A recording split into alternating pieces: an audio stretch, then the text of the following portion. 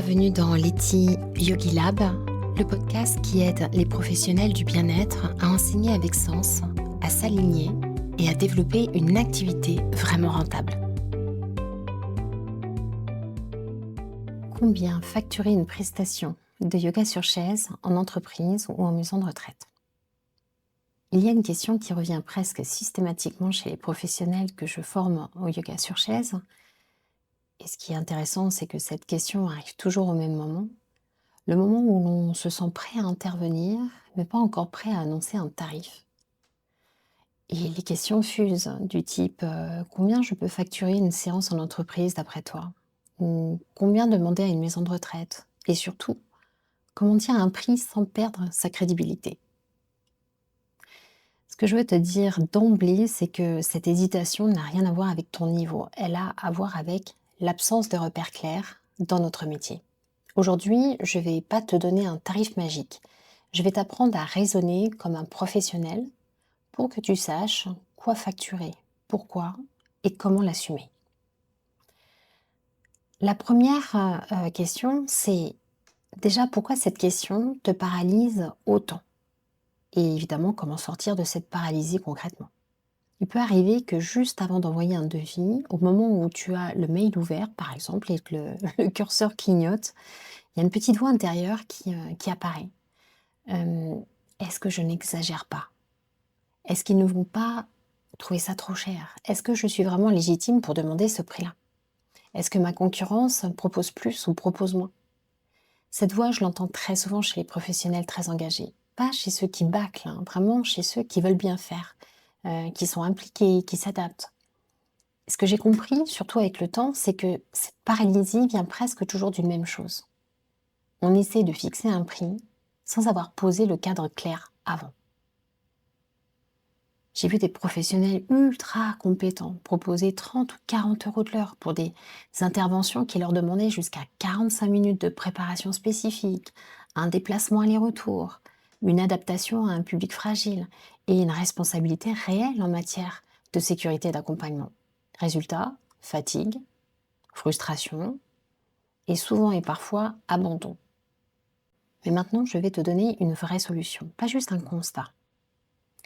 Alors, ma méthode, des 3 questions avant de fixer ton tarif. Avant même de penser à un chiffre, je t'invite à te poser 3 questions simples. Si tu peux y répondre clairement, eh bien, le tarif devient presque évident. Tu vas voir. La première question, quel problème concret je viens résoudre? C'est pas je donne un cours de yoga sur chaise, mais plutôt par exemple, je réduis les douleurs liées à la sédentarité. Je sécurise le mouvement chez les seniors. Je participe au maintien de l'autonomie. Ou alors je préviens les risques physiques et émotionnels. Tant que tu ne sais pas nommer le problème ou les problèmes que tu résous, eh bien tu factures une simple séance. Et quand tu le sais, eh bien tu factures une solution. Deuxième question. Qu'est-ce que cette prestation me demande vraiment? Et là, on est vraiment ultra factuel. C'est-à-dire combien de temps réel? Quand je parle de temps réel, c'est à la fois la préparation, ton déplacement et la séance par elle-même. Quel niveau de vigilance et d'adaptation tu vas devoir fournir? Quelle charge mentale et physique aussi? Et cette question, elle te permet de sortir de l'illusion de l'heure de cours. Parce que là, tu vas commencer à raisonner en temps réel de travail. Troisième question. Est-ce que ce tarif me permettrait de répéter cette prestation sans m'épuiser? Imagine que cette structure te propose une séance par semaine pendant 6 mois. Est-ce que, avec le tarif envisagé, tu te dis oui, je peux tenir ou non, je vais y laisser mon énergie?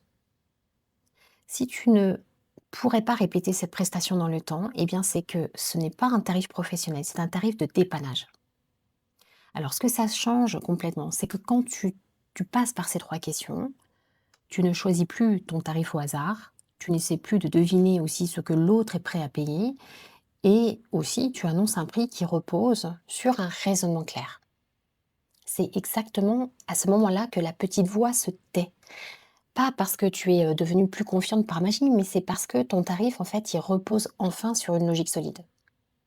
Alors, un conseil clé à retenir. Si un tarif te met mal à l'aise, ne le baisse surtout pas tout de suite. Reviens d'abord au cadre Et le bon chiffre arrive toujours après le bon raisonnement. Ensuite, il faut aussi raisonner en tant que cours collectif versus prestation. Parce que la confusion peut vraiment coûter cher. Alors, comment changer de logique une bonne fois pour toutes? Il peut arriver qu'une élève me dise très spontanément, enfin une élève, une prof bien sûr, mais je parle en fait des élèves que j'ai en formation de yoga sur chaise et qui vont me poser ce genre de questions, mais c'est déjà souvent des élèves qui sont déjà profs. Elle va me dire, j'ai proposé 50 € de l'heure comme mes cours habituels. Et sur le moment, ça la rassure, parce que 50 €, c'est un chiffre qui est connu, c'est un chiffre qu'on a déjà annoncé, c'est un chiffre qui ne fait pas trop peur. Et souvent, elle me dit même, comme ça, je suis sûre que ça passe. Mais ce qui est intéressant, c'est ce qui se passe ensuite, c'est-à-dire quelques semaines plus tard. Parce qu'elle revient vers moi et me dit, en fait, je me sens épuisée. Je prépare beaucoup plus qu'un cours classique, je dois m'adapter en permanence et j'ai l'impression de donner énormément. Et là, je lui dis toujours la même chose. Bah, c'est normal, parce que ce qu'elle vit n'a rien à voir avec un cours collectif. Un cours collectif, c'est un cadre stable, ce sont des élèves volontaires qui ont choisi d'être là, c'est une routine qui s'installe, et puis il y a peu ou pas de négociation autour du contenu. Une prestation, c'est tout autre chose. Une prestation, c'est une demande précise à laquelle tu dois répondre, c'est une responsabilité vis-à-vis d'une structure, c'est une image professionnelle que tu incarnes. Et parfois, un public fragile qui nécessite une vigilance constante et souvent un cadre que tu dois co-construire. Autrement dit, ce n'est pas le même métier, même si les outils sont les mêmes. Alors, une petite solution. La règle des deux casquettes. Pour sortir de cette confusion, je te propose une règle simple mais très puissante. Pose-toi toujours cette question. Est-ce que je suis en train d'enseigner ou alors est-ce que je suis en train de répondre à une commande? Si tu enseignes, tu es dans une logique de cours. Tu proposes un cadre que les élèves rejoignent. Et le tarif, il est lié à l'offre existante. Si tu réponds à une commande, c'est pas pareil. Tu es dans une logique de prestation. Et tu adaptes ton contenu à un besoin précis. Le tarif est aussi lié à la valeur du service rendu. À partir du moment où une structure te dit voilà notre contexte, voilà notre public et voilà nos attentes, eh bien tu as déjà changé de casquette. Même si la séance dure 1 heure, même si tu fais du yoga sur chaise. Un petit exercice concret à faire avant d'annoncer ton tarif. Je te propose un petit exercice très simple. Avant de parler de prix, écris une phrase qui commence par dans cette prestation, je suis responsable de. 3 petits points et tu continues la phrase. Par exemple, la sécurité des participants, l'adaptation aux capacités de chacun, euh, la cohérence avec le projet de la structure et aussi la qualité du cadre proposé. Et si cette phrase existe, eh bien tu n'es plus dans un cours. Et donc, tu n'as plus à utiliser un tarif de cours. Et ce que ça change dans ta posture, c'est que quand tu fais ce basculement, eh bien tu arrêtes de comparer tes tarifs à ceux d'un studio, tu arrêtes aussi de chercher à faire passer un prix et tu annonces un tarif qui est en lien avec une responsabilité assumée. Et très souvent, ce que j'observe, c'est que les structures ressentent immédiatement cette différence de posture. Une astuce très concrète à retenir. À partir du moment où on te demande un devis, tu n'es plus dans une logique de cours. Tu es dans une logique de service professionnel. Et un service professionnel se cadre, se structure et se facture autrement. Entreprise ou maison de retraite, eh bien, on ne facture pas tout à fait pareil. Alors, comment choisir le bon modèle sans se tromper? Souvent, quand on aborde ce sujet, je peux avoir une élève qui me dit presque immédiatement: «Oui, mais en maison de retraite, ils n'ont pas de budget». Ah bon? Alors, je comprends très bien d'où vient cette phrase, hein. Elle vient souvent d'une image qu'on se fait, celle de structures en tension, de moyens limités, de la peur d'être à côté de la réalité. Mais ce que je lui explique toujours, c'est ceci, c'est que oui, les budgets sont différents, mais les enjeux le sont aussi. Et c'est là que tout se joue. Par exemple, cas numéro 1, l'entreprise. L'entreprise, c'est une logique de prévention et de performance humaine, d'accord? Donc prenons un exemple très concret. Une entreprise te contacte pour une séance de yoga sur chaise de 45 minutes, une fois par semaine, pour un groupe d'environ 10 à 15 salariés. À ce moment-là, il est important de comprendre une chose, c'est que l'entreprise ne t'achète pas du yoga. Elle t'achète moins de douleurs liées à la sédentarité, moins d'arrêts maladie, une baisse des tensions physiques et mentales, une meilleure ambiance d'équipe, une activation ou une action en tous les cas qui est visible et mesurable. Donc autrement dit, ton intervention, elle s'inscrit dans une stratégie globale. C'est pour ça que souvent les RH portent ce genre de projet de bien-être au travail. Donc dans ce contexte-là, proposer 80, 90, 100, voire même 120 € la séance, surtout quand il s'agit d'un engagement régulier, n'a absolument rien d'excessif. Je vais te donner une astuce très importante. En entreprise, ce qui justifie ton tarif, ce n'est pas la durée de la séance, c'est l'impact recherché. Ça, c'est important à retenir. Cas numéro 2, la maison de retraite. Là, on est sur une logique d'accompagnement humain et de continuité. Alors, en maison de retraite, on est sur une toute autre énergie parce qu'on va parler de maintien de l'autonomie, on va parler de sécurité du mouvement, on va parler de prévention des chutes, on va parler aussi de lien social, de qualité de vie au quotidien. Et donc ici, la séance, elle est souvent plus exigeante sur le plan humain. Et là, tu vas devoir adapter chaque mouvement, observer beaucoup, ajuster en permanence. Les tarifs à la séance, ils peuvent être parfois un peu plus bas qu'en entreprise, certes, mais, et c'est là que beaucoup se trompent, ils sont compensés par la régularité. Là, on va te faire une demande qui est rarement une seule séance. On va te demander un cycle, un programme, une présence, une continuité, d'accord? Parce que les résidents, ils aiment bien avoir toujours un peu la même personne qui intervient dans leur cours. Ils peuvent être un peu décontenancés, ils n'aiment pas trop le changement, donc là, tu peux jouer justement ta carte de la présence, de la continuité, de la régularité. Un exemple très concret. Imagine une séance à, je sais pas, 80 € une fois par semaine pendant 10 mois. Eh bien, ça crée quand même une certaine stabilité financière et une relation professionnelle solide. Et puis, bien sûr, tu ne vas pas faire que ça, 1 heure par semaine. Tu vas décrocher d'autres contrats ailleurs. Donc, je te laisse quand même imaginer un petit peu le montant à la fin de ta semaine et de ton mois. La solution, il faut raisonner en modèle, pas en séance. J'en ai parlé justement ce week-end lors d'une formation de yoga sur chaise en Zoom à l'un des élèves. Heu, Souvent, il vaut mieux proposer des programmes plutôt qu'un cours. C'est-à-dire que le piège, c'est de vouloir trouver le bon tarif universel. Il n'existe pas. Ce qui existe en revanche, ce sont des modèles adaptés. Moi, je te propose une grille très simple. Par exemple, en entreprise, il faut avoir des modèles qui sont impactants plus ta prestation. En maison de retraite, ce sont des modèles de continuité plus accompagnement. Tu vois? Donc la question clé à te poser, c'est que, est-ce que cette structure me demande un résultat mesurable ou une présence durable? D'accord? Et la réponse te donne le modèle. Et le modèle te donne le tarif. Ce que ça change concrètement pour toi, c'est que quand tu raisonnes en modèle, eh bien tu arrêtes de comparer entreprise et maison de retraite. Tu vas aussi cesser de douter parce que les budgets sont différents et tu adaptes ton offre sans te dévaloriser. Je te donne un conseil clé à retenir. Ne cherche pas le bon tarif, entre guillemets. Cherche plutôt le bon modèle économique pour chaque type de structure que tu sollicites. Et à partir de là, tu verras que le tarif, il devient une conséquence logique, pas une source de stress. Alors maintenant, on va voir le calcul que personne ne fait, et pourtant qui change tout. C'est le moment où beaucoup ont un vrai déclic.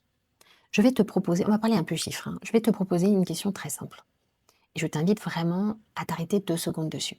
Quand tu dis je facture, allez, admettons 70 € la séance. Finalement, de quoi est-ce que tu parles exactement dans ce 70?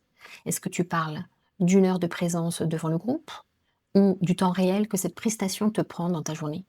Parce que très souvent, c'est là que le décalage commence. On confond les deux. Parce que dans la réalité, une séance d'une heure, ce n'est presque jamais 1 heure, on est d'accord. On va prendre un cas très concret.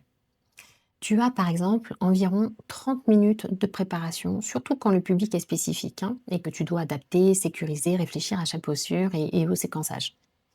Environ 30 minutes de trajet, parfois plus, avec l'organisation que ça demande. Parce que tu dois être un petit peu en avance, tu dois pouvoir accueillir les gens, puis après il y a des discussions à la fin du cours. Tu pars pas comme une voleuse, hein, entre guillemets, hein, voilà, tu discutes avec les gens, tu vas voir la RH pour dire que tu quittes l'établissement, que tout s'est bien passé, donner un petit retour, et cetera. Et puis enfin, il y a là, 1 heure sur place, hein, le la vraie heure de cours, où tu es concentré, tu es vigilant, tu es pleinement présent, présente et finalement quand tu additionnes tout ça, on arrive très, très vite à 2 heures de travail réel. Donc là, moi, je te propose de faire le calcul ensemble. Alors sache aussi, ça fait déjà, je pense, un petit, 20 minutes que je parle, c'est que tout ce qu'on est en train de se dire, tu peux le retrouver dans un guide complet dans lequel, je revois un petit peu, je réécris tout ce qu'on est en train de se dire là maintenant et beaucoup plus étoffé pour vraiment t'aider avec un contenu assuré pour pouvoir justement travailler sur tes tarifs.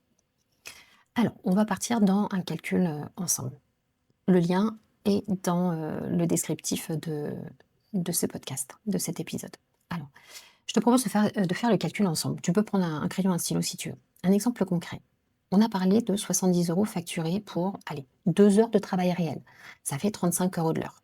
Mais attention, et c'est là que beaucoup s'arrêtent trop tôt, c'est que ce chiffre n'est pas encore ton revenu. Parce que, allez, on va prendre l'exemple de auto-entrepreneur, ce qui est quand même la grande majorité des cas. Maintenant, si tu es une association, c'est encore autre chose. Et si tu as une CESU, c'est encore autre chose. Hem, Si tu es auto-entrepreneur, on va prendre cet exemple-là. Tu as environ à peu près 22 de cotisation sociale, OK? Donc sur tes 70, il te reste donc environ 55 € net, d'accord? 55 € net pour 2 heures, ça fait 27,50 € de l'heure, avant même de parler de fatigue, de charge mentale, de responsabilité et de répétition dans le temps. Et très souvent, à ce moment-là, eh bien, l'élève me regarde parce que ça marque un moment de silence et me dit: ah oui, je n'avais pas vu ça comme ça». Et ce silence, il est important parce que ce n'est pas un moment de découragement, c'est un moment de prise de conscience. Alors, la solution, passer du tarif à la séance au tarif réel horaire. Parce que à partir du moment de maintenant, je t'invite à changer de logique. Au lieu de te demander combien je facture la séance, eh bien, tu vas commencer par te demander combien je dois gagner par heure réelle pour que cette activité soit viable. OK? Parce que pendant que tu es en train de faire ta prestation et les déplacements et cetera, tu n'es pas ailleurs. Donc forcément, tu peux pas intervenir, tu peux pas te dédoubler. Donc par exemple, si on prend 25 € net de l'heure, souvent insuffisant, hein, sur la durée, 30-35 € net, c'est un début de viabilité, 40 € et plus, là, c'est un modèle qui est un peu plus confortable et durable. Une fois que tu as ce chiffre en tête, eh bien le tarif à la séance se calcule presque tout seul. Exercice très concret à faire chez toi. Je te propose un exercice simple. Prends une feuille, écris 1. Le temps de préparation moyen. 2. Le temps de déplacement. 3. La durée de la séance. 4. Le total en heures. 5. Le revenu net que tu souhaites par heure. À partir de là, tu verras que tu n'es plus dans le flou. Tu es dans un raisonnement professionnel. Et ce que ce calcul change immédiatement quand tu fais ce calcul, c'est que tu vas arrêter de te dire que tu es trop cher. Tu vas arrêter aussi, enfin, en tous les cas, tu vas comprendre pourquoi certains tarifs t'épuisent, hein, et puis tu vas reprendre la main sur ton modèle économique. Donc ce que je t'invite à retenir absolument, c'est qu'un tarif qui est juste, hein, n'est jamais un chiffre sorti de nulle part. C'est vraiment le résultat d'un calcul lucide, qui est au service de ta santé, de ton énergie et de la durée de ton activité. On va voir quelques fourchettes de prix avec la loupe du net. Ou pourquoi d'ailleurs ces montants sont logiques mais pas ambitieux. À ce stade de l'épisode, j'aimerais qu'on fasse quelque chose de très important, c'est-à-dire qu'on arrête de parler de tarifs au ressenti, à la louche, tu vois, à la fourchette, et qu'on regarde plutôt les chiffres avec lucidité. Donc je vais te donner des fourchettes claires, mais je t'invite aussi à les écouter avec une seule règle en tête. Ne regarde jamais un tarif en brut. Regarde toujours ce qu'il te reste réellement. OK? Allez, on démarre. Fourchette en entreprise. Allez, une petite fourchette, on va dire 100 € à 140 € par séance.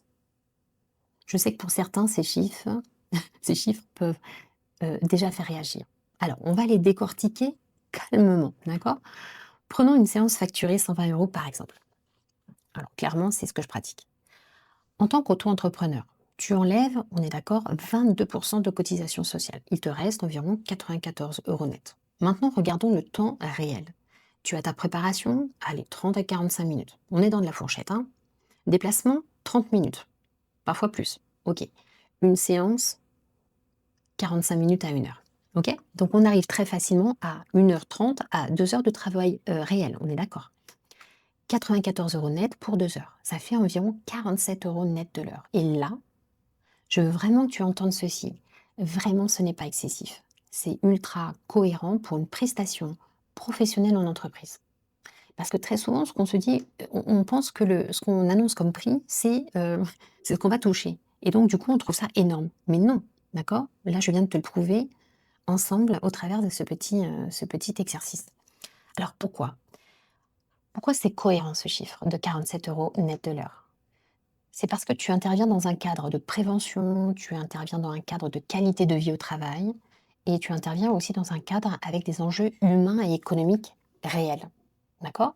Donc le point clé, en entreprise, on ne te paie pas pour faire bouger les gens, on te paie pour réduire des coûts invisibles. L'absentéisme, les tensions, la fatigue. Alors maintenant, fourchette en EHPAD, en maison de retraite, ok? 80 euros à 100 euros par séance. En EHPAD ou en résidence senior, la question du tarif est souvent encore plus chargée émotionnellement. On se dit, ils ont peu de moyens, je ne vais pas exagérer. Alors là aussi, on va revenir aux faits. Prenons une séance facturée 90 euros. Ok. On enlève les cotisations, moins 22%, environ 70 euros net. Le temps est réel, souvent 2 heures complètes, parfois plus, parce que l'adaptation, l'attention et la vigilance sont constantes. On arrive à 35 euros net de l'heure environ. Et je veux être très claire, pour un public fragile, pour une responsabilité élevée et pour une présence humaine forte, eh bien ce tarif est totalement justifié. La différence avec l'entreprise, c'est que ce n'est pas la valeur de ton travail, c'est le modèle. D'accord? En EHPAD, ce qui fait la force du tarif, ce n'est pas la séance isolée, c'est la régularité, la continuité et l'inscription dans le projet de la structure. Donc la solution, c'est il faut lire ces fourchettes avec le bon filtre.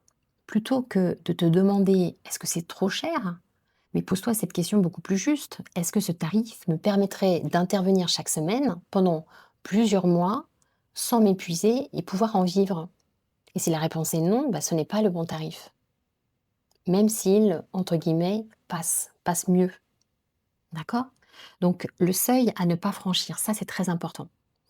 L'astuce essentielle, c'est que si ton revenu net horaire descend sous les 25 à 30 euros, eh bien, pose-toi sérieusement la question de la viabilité. Surtout si c'est comment dirais-je, ton revenu, euh, ton seul revenu, d'accord? Je ne parle pas de profs de yoga qui ont déjà un travail, une activité, et qui ont une activité de yoga, de prestation de yoga en parallèle, d'accord?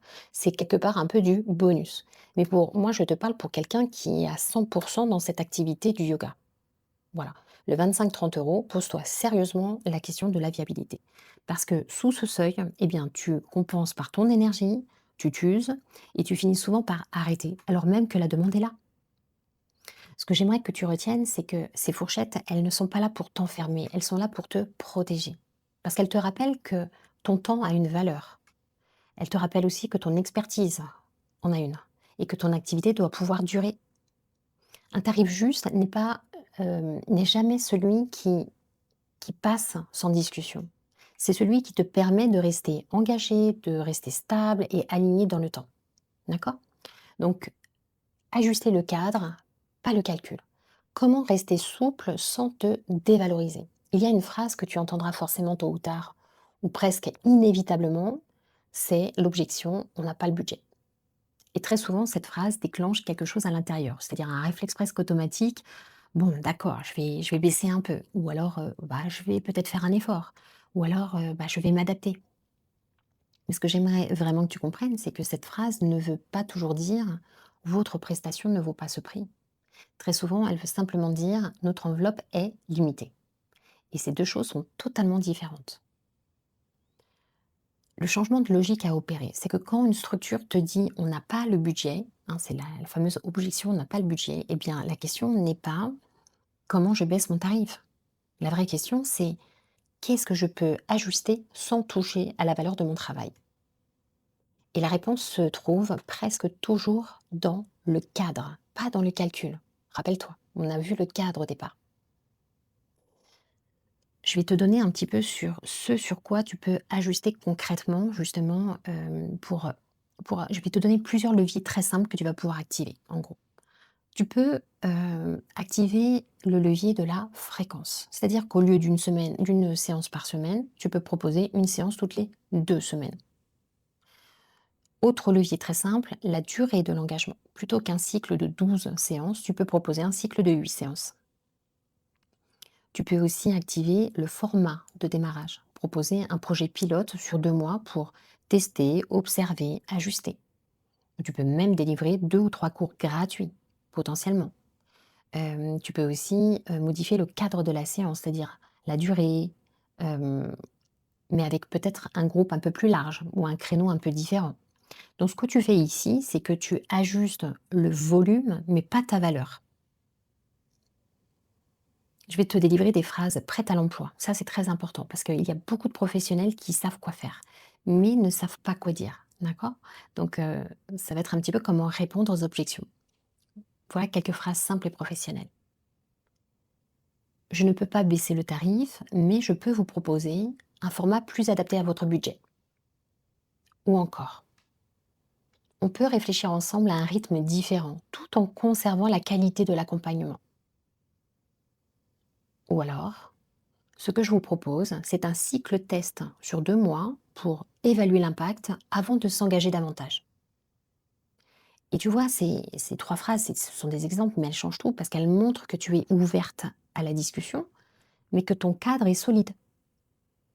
Le piège à éviter absolument, c'est baisser ton tarif sans ajuster le cadre.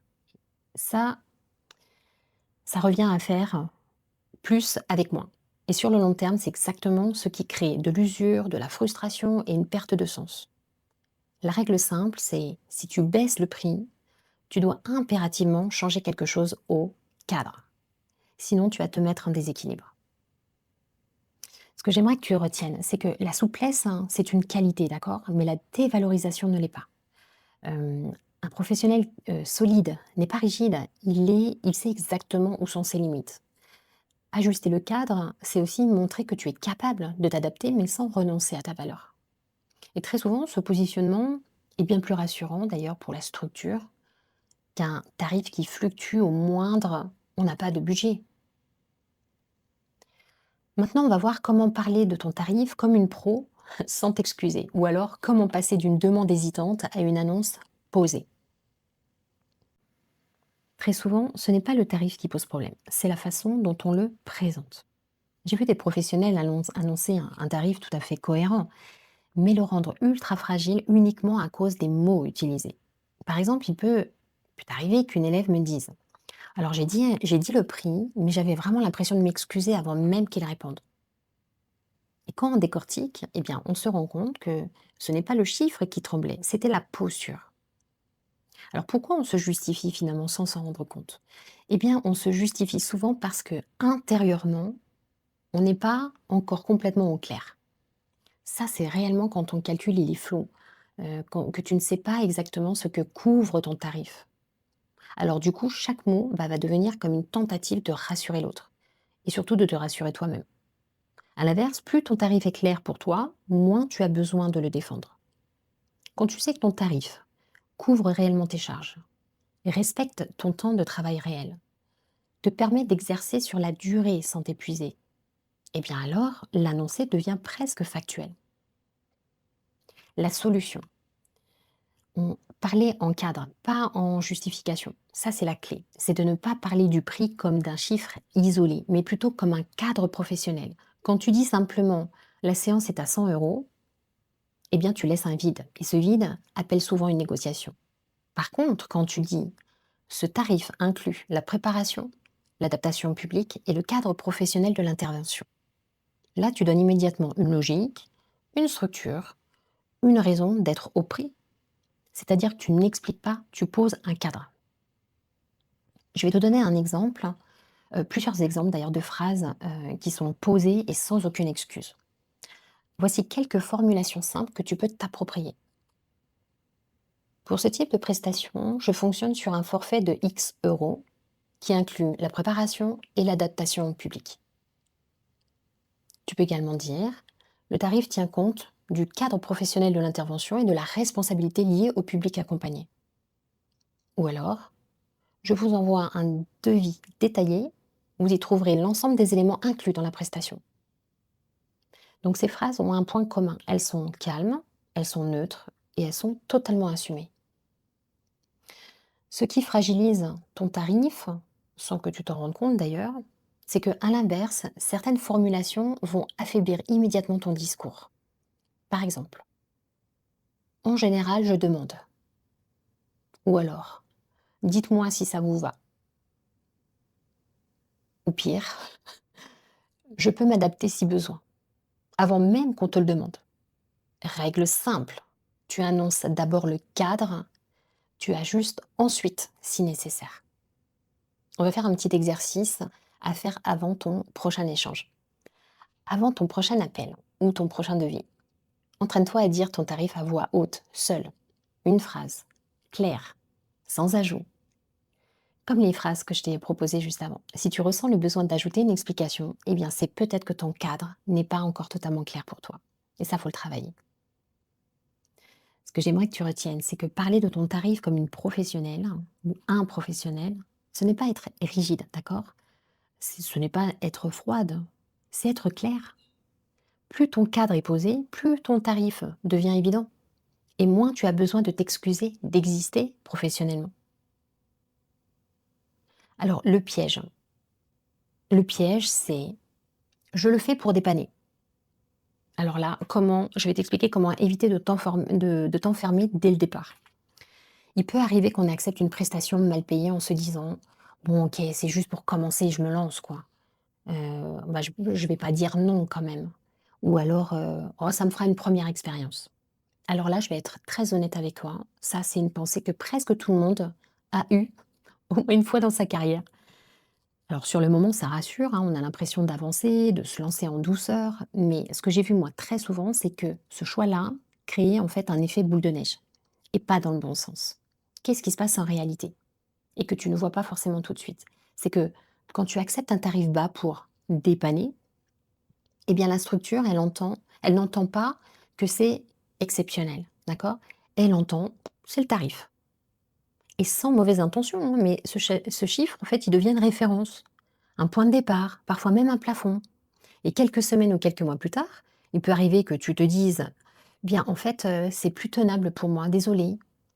Mais à ce moment-là, renégocier, c'est beaucoup plus délicat que poser le cadre dès le départ.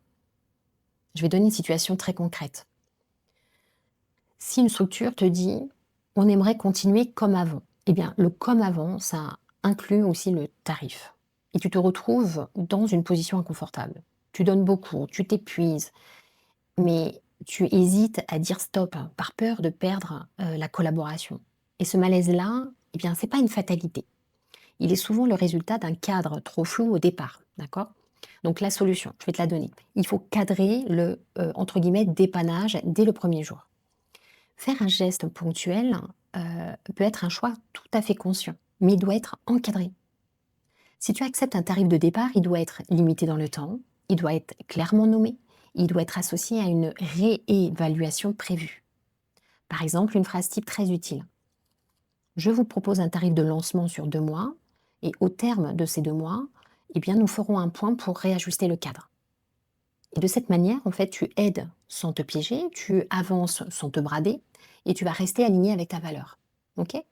Donc la règle d'or à ne jamais oublier, c'est que un tarif de démarrage ne doit jamais être un tarif d'épuisement. Avant d'accepter, pose-toi toujours cette question simple. Est-ce que je pourrais tenir ce tarif pendant 6 mois sans ressentir de lassitude ou de frustration? Si la réponse est non, eh bien que ce n'est pas le bon tarif de départ, même pour soi-disant dépanner, ok? Alors, ce que j'aimerais que tu retiennes dans ce chapitre-là, c'est dire oui trop vite peut parfois vraiment coûter très cher, beaucoup plus cher que dire non. Alors, pas en argent immédiat, hein, mais plutôt en énergie, en motivation et en plaisir d'enseigner. Un cadre clair dès le départ protège la relation professionnelle autant que ton équilibre personnel. Et très souvent, eh bien, c'est cette clarté-là qui va installer ton autorité, bien plus qu'un tarif bas. Ok. On va parler maintenant de ta spécialisation et de ton statut, c'est-à-dire ta légitimité, le moment où tout s'aligne. Parce qu'il y a quelque chose que j'aimerais vraiment remettre à sa juste place, et c'est important parce que c'est souvent là que naissent les premiers doutes. Le yoga sur chaise demande, on l'a vu, hein, de l'adaptation consciente, une vigilance permanente et une vraie posture professionnelle. Tu n'improvises pas, tu observes, tu ajustes, tu sécurises. Et pourtant, il peut arriver que tu te dises, mais je suis juste auto-entrepreneur. Comme si ce statut diminuait la valeur de ton travail. Alors là, j'aimerais être très claire là-dessus. Ton statut n'est pas un frein, d'accord? C'est un cadre. Être auto-entrepreneur, ce n'est pas être moins. C'est exercer dans un cadre juridique précis, avec des règles, des charges, des responsabilités. Ce statut, il te demande de penser ton activité, il te demande de poser des tarifs viables, il te demande aussi de structurer ton temps, de respecter un cadre légal. Et ce n'est pas un manque de professionnalisme, c'est une forme de professionnalisation. Ce que j'entends souvent chez les élèves, c'est que il peut arriver qu'une élève me dise: «Je n'ose pas demander plus parce que je suis qu'auto-entrepreneur». Et là, je lui réponds toujours justement: «Mais justement, tu dois facturer de manière à couvrir tes charges, te protéger physiquement, rendre ton activité durable». Un salarié, lui, il a un cadre qui le protège. Toi, c'est ton tarif qui joue ce rôle. Donc la clé pour comprendre ton modèle économique, plus tu comprends combien tu travailles réellement, combien tu dois gagner pour être stable, comment se répartissent tes revenus. Plus ton tarif cesse d'être une question émotionnelle, eh bien il devient une donnée logique. Et quand quelque chose est logique pour toi, bah, finalement il devient aussi beaucoup plus facile à assumer devant les autres. Alors ce que la spécialisation change concrètement. Le yoga sur chaise n'est pas une option simplifiée, c'est une spécialisation. Et toute spécialisation implique plus de compétences, plus de responsabilités, plus de précision. Plus tu incarnes cette spécialisation, plus ta posture change, plus tes tarifs deviennent naturels. Parce que tu ne vends plus une séance, tu proposes une expertise ciblée. Ce que j'aimerais que tu retiennes, ta légitimité ne vient pas d'un diplôme accroché au mur, un A4 sous verre, ni d'un statut juridique particulier. Elle vient de la clarté de ton cadre, elle vient de la cohérence de ton modèle, elle vient de ta capacité à tenir dans le temps. Plus tu comprends ton modèle économique, plus tu incarnes ton rôle d'expert, plus tes tarifs deviennent évidents. Et à ce moment-là, ils ne sont plus un sujet de doute, mais une simple conséquence de qui tu es professionnellement. En conclusion, on va refermer la boucle et on va remettre les choses à leur juste place. Si je devais te laisser avec une seule image à la fin de cet épisode, ce serait celui-ci ou celle-ci. C'est que ton tarif, ce n'est pas un chiffre lancé en l'air. Ce n'est pas non plus une intuition hasardeuse.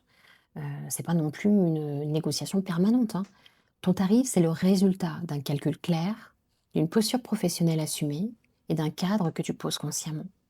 Et si aujourd'hui, malgré ton expérience, malgré tes compétences, tu doutes encore au moment d'annoncer un prix, ce n'est probablement pas parce que tu n'es pas assez qualifié. C'est peut-être simplement parce que personne ne t'a jamais appris à faire ce raisonnement avec toi. Personne ne t'a forcément montré comment relier ton temps, ton énergie, ton statut et la réalité de ton activité. Ce que j'aimerais vraiment que tu emportes avec toi après cet épisode, c'est ceci, c'est que tu as le droit de poser un tarif qui te respecte.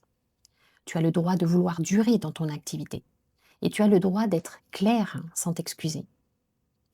Et pour t'aider à passer de la réflexion à l'action, j'ai créé un guide très concret dans lequel je t'accompagne pas à pas pour poser tes tarifs en yoga sur chaise.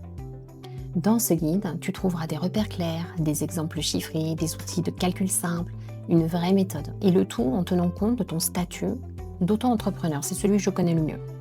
Le lien est dans la description de l'épisode. Donc prends-le comme un prolongement de notre conversation aujourd'hui, un support pour poser les choses à plat et avancer avec beaucoup plus de sérénité et de solidité. D'accord? Donc voilà, on arrive à la fin de cet épisode. J'espère qu'il t'a aidé à y voir plus clair et surtout à te sentir plus légitime dans la façon dont tu poses tes tarifs. Et si ce que j'ai partagé aujourd'hui avec toi a résonné, eh bien prends le temps d'intégrer, laisse infuser et surtout de ne plus rester seul avec ces questions. Tu retrouveras le lien vers le guide dont je te parlais dans la description de l'épisode. Et si cet épisode peut aider d'autres professionnels autour de toi, n'hésite pas à le partager. On se retrouve dès lundi prochain pour un prochain épisode. Namaste.